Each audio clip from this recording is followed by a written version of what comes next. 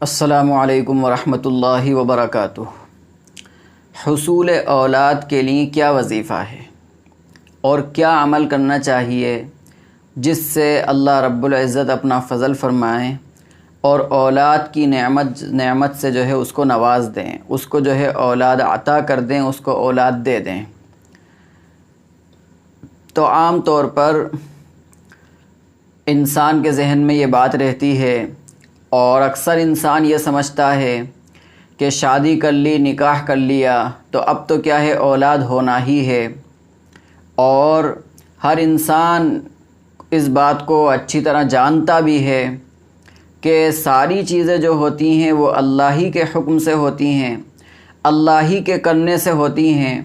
انسان جو ہے اس بات پر قادر نہیں ہے کہ وہ کسی کام کو جو ہے از خود جو ہے وہ انجام دے لے یا انسان کے چاہنے سے وہ کام ہو جائے، بلکہ وہ کام تو اس وقت ہوتا ہے جب کہ اللہ رب العزت چاہتا ہے۔ نکاح گرچہ ایک اس کا ایک حکم دیا گیا ہے، حدیث میں باقاعدہ نکاح کرنے کی جو ہے وہ ترغیب دلائی گئی ہے، اور اس کے کرنے سے انسان جو ہے پاک دامن ہو جاتا ہے، گناہوں سے محفوظ ہو جاتا ہے، گناہوں سے بچ جاتا ہے، لیکن یہ مطلب نہیں ہے کہ نکاح کرتے ہی جو ہے اولاد اس کے یہاں ہو جائے، بلکہ اللہ رب العزت جب چاہے گا تو اولاد ہوگی، اور اگر اللہ نہ چاہے گا تو اولاد جو ہے وہ نہیں ہوگی۔ کتنے انبیاء علیہم السلام گزرے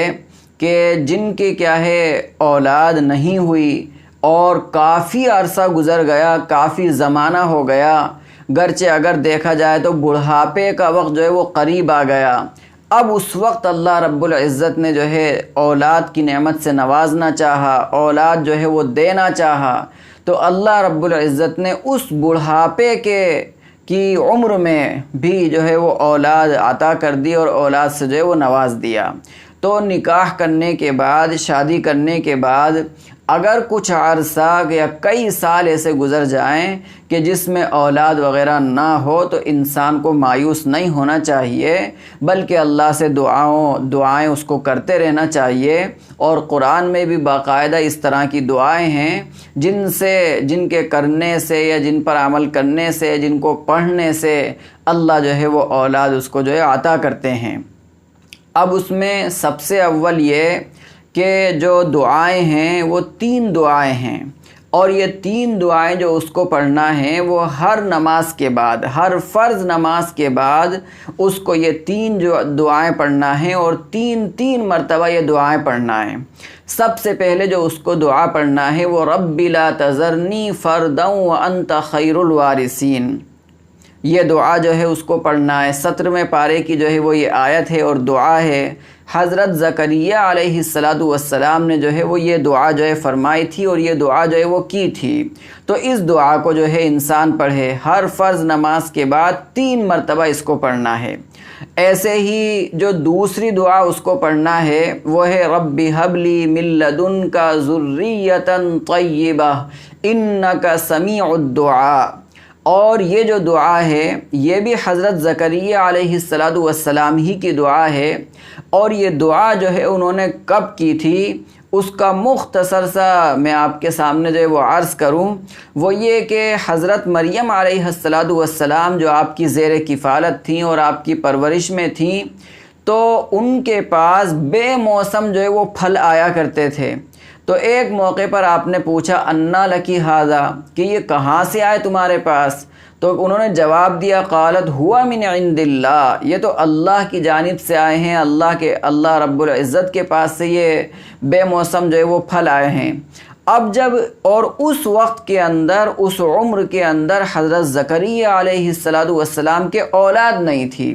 تو جب انہوں نے یہ دیکھا کہ حضرت مریم کو جب اللہ بے موسم پھل دے سکتا ہے، تو اگر میں بوڑھا ہو گیا اور میری بیوی جو ہے وہ بانجھ ہو گئی ہے، تو اللہ رب العزت مجھے اس بڑھاپے کی عمر میں اور میری بیوی جو بانجھ ہو گئی ہے اس حالت میں بھی اللہ جو ہے وہ اولاد دینے پر قادر ہے، وہ اولاد کی نعمت سے نوازنے پر قادر ہے۔ تو پھر آپ نے جو ہے وہ اللہ سے دعا کی، اور تہجد کے وقت میں جو ہے وہ آپ نے دعا کی تفسیر میں جیسا کہ لکھا کہ آپ نے جو دعا کی وہ تہجد کے وقت میں جو ہے وہ دعا کی، اور وہ دعا کیا تھی؟ رب ہب لی من لدنک ذریۃ طیبہ انک سمیع الدعاء۔ یہ دعا بھی جو ہے ہمیں پڑھنا ہے ہر فرض نماز کے بعد 3 مرتبہ اس کو پڑھنا ہے۔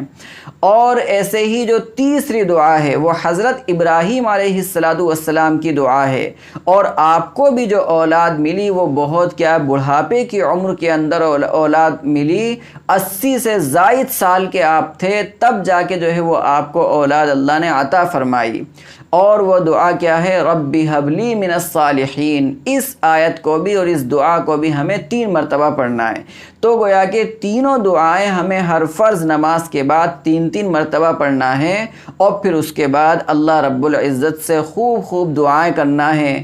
شوہر ہے وہ بھی جو ہے ان تینوں دعاؤں کو ہر فرض نماز کے بعد پڑھے اور دعا کرے، اور بیوی جو ہے وہ بھی ان تینوں دعاؤں کو ہر فرض نماز کے بعد پڑھے اور دعا کرے، تو اللہ رب العزت اپنا فضل فرمائیں گے، اور اولاد کی نعمت سے اللہ اس کو جو ہے مالا مال فرمائیں گے، اللہ اس کو جو ہے وہ اولاد عطا فرمائیں گے۔ ایک بات اور عرض کر دوں، بسا اوقات یہ دیکھنے میں آتا ہے کہ اگر جو ہے انسان نے شادی کر لی اور شادی کے کئی سال گزر گئے، 2 سال 4 سال 5 سال، اور اگر اولاد نہیں ہوئی تو اب انسان یہ چاہتا ہے کہ دوسری شادی کر لیں، تیسری شادی کر لیں۔ گرچہ دوسری شادی کرنے تیسری شادی کرنے میں کوئی حرج نہیں ہے، شریعت نے جو ہے منع نہیں کیا ہے، لیکن وہ اس نیت سے کر رہا ہے کہ پہلی بیوی کے تو اولاد نہیں ہوئی تو دوسری سے کر لیں گے تو اس کے جو ہے وہ اولاد ہو جائے گی۔ تو آپ اندازہ لگائیے کہ جو اللہ پہلی بیوی کو جو ہے اولاد دینے پر قادر ہے تو وہی اللہ جو ہے وہ دوسری کو جو ہے وہ دینے پر بھی قادر ہے۔ اگر اس نے جو ہے وہ پہلی بیوی جو کی ہے اگر اس سے جو ہے وہ اولاد نہیں ہوئی تو اگر اللہ چاہے تو انسان دوسری کر لے یا تیسری کر لے یا چوتھی کر لے، اگر اس کے بھی اولاد نہیں ہوگی تو انسان کیا کرے گا؟ تو یہ سارے کام جو ہے وہ اللہ رب العزت کے قبضے قدرت میں ہیں، اللہ کے حکم سے ہوتے ہیں، اللہ کی مرضی سے ہوتے ہیں، اللہ کی مشیت سے ہوتے ہیں، انسان کے چاہنے سے نہیں ہوتے۔ تو اس لیے انسان کو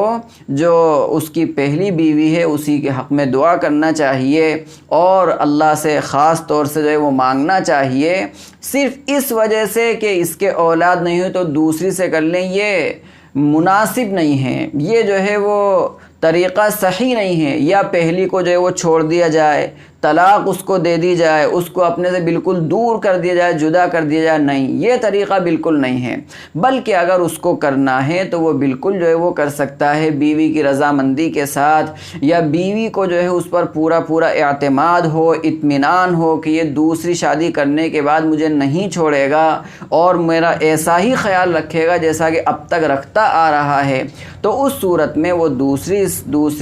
دوسرا نکاح بھی کر سکتا ہے، تیسرا بھی کر سکتا ہے۔ لیکن عقیدہ انسان کا اللہ کی ذات پر ہی ہونا چاہیے کہ جو اللہ پہلی کو دینے پر قادر ہے وہی دوسری، تیسری اور چوتھی کو دینے پر قادر ہے، اور اگر وہ اللہ نہ چاہے تو انسان چاہے جتنے نکاح کر لے، اگر اولاد اس کی قسمت میں نہیں ہے، اولاد اللہ نے جو ہے اس کی قسمت میں نہیں لکھی ہے تو اولاد نہیں ہوگی۔ تو یہ بہت ہی زیادہ مجرب عمل ہے، انبیاء علیہم السلام کا عمل ہے، انبیاء علیہم السلام کی دعائیں ہیں، ان دعاؤں کو ہمیں پڑھنا چاہیے۔ ایک بار اور آپ ان دعاؤں کو سن لیں۔ سب سے پہلی جو دعا پڑھنا ہے وہ ہے رب لا تذرنی فردا وانت خیر الوارثین۔ ہر فرض نماز کے بعد 3 مرتبہ ہمیں یہ دعا پڑھنا ہے، اور پھر ایسے ہی اس کے بعد میں پڑھنا ہے رب ہب لی من لدنک ذریۃ طیبہ انک سمیع الدعاء۔ اس دعا کو بھی ہمیں ہر فرض نماز کے بعد پڑھنا ہے۔ اور تیسری جو دعا ہے وہ ہے رب ہب لی من الصالحین۔ اس دعا کو بھی ہمیں ہر فرض نماز کے بعد پڑھنا ہے، شوہر کو بھی پڑھنا ہے، بیوی کو بھی پڑھنا ہے، اور پھر اللہ سے خوب دعائیں کرنا ہے، خوب اللہ سے جو ہے وہ آہوازاری کرنا ہے، گڑ گڑا کر اللہ سے مانگنا ہے۔ تو اللہ رب العزت تو بندوں پر مہربان ہیں، وہ احسان کا اور کرم کا معاملہ کرنے والے ہیں، وہ ضرور بھی ضرور جو ہے وہ اولاد عطا کریں گے، اور نیک اور صالح اولاد، فرما بردار اولاد جو ہے اللہ انہیں عطا کریں گے۔